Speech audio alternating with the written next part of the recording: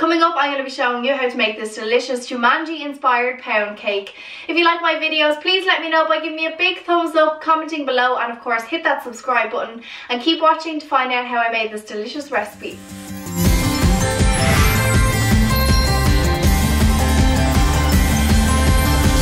Hey guys, what's up and welcome back to my channel all about Aoife. I'm Aoife and today I'm going to be showing you how to make this delicious Jumanji inspired pound cake. If you've seen the new movie, then you'll know that Kevin Hart's character has a weakness, and his weakness is that he cannot eat cake. If he eats the cake, he will lose a life and die like he does in the movie.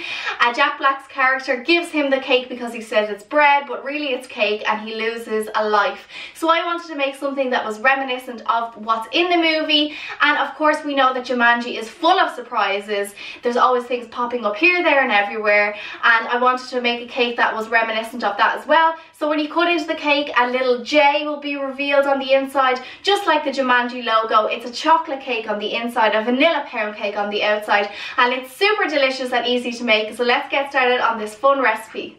To begin my delicious Jumanji loaf cake, I'm going to start off by combining my butter and my sugar together in a bowl. I'm going to whisk it up with my electric mixer. When that's fully combined and nice and fluffy, I'm then going to add in my flour, my eggs, my vanilla extract and a little bit of milk.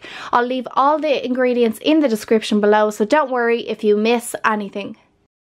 Okay, so once we've mixed up our vanilla pound cake batter, we can take a small bit of it out and add it to another bowl. We're going to add half a cup of cocoa powder to that mixture. I'm going to mix it through, and that's going to become my batter for the inside of the cake to create that delicious J and to give that fabulous surprise effect on the inside of your Jumanji cake.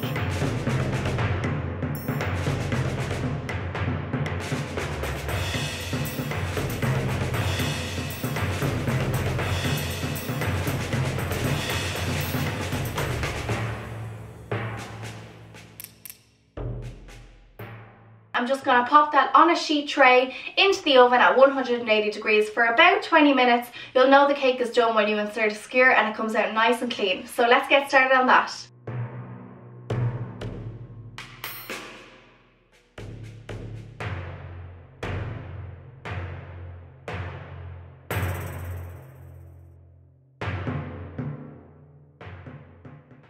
Okay, so when our chocolate sheet cake has come out of the oven, you want to leave it on a wire rack to cool down completely before we cut our J's out of it to add into the centre of our pound cake.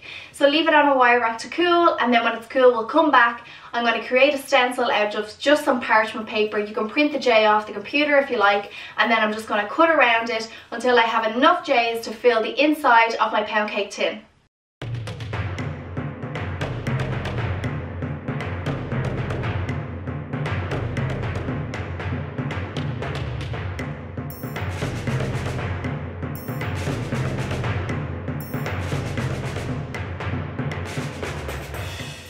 Okay, so now that I have enough of my J's from my chocolate cake, I can add them to the centre of my tin, just lining the tin with a tiny bit of the vanilla batter. I've just added this to a piping bag to make it easier to do. I'm then going to line up my little J's on the inside. I'm going to add some more batter. You don't need to completely cover the J's because remember the cake is going to rise as well, so it will cover the J's slightly when it rises. It's going to go into the oven at 180 degrees for about 60 minutes. You'll know the cake is done when you insert a skewer and it comes out nice and clean. So let's get started on that.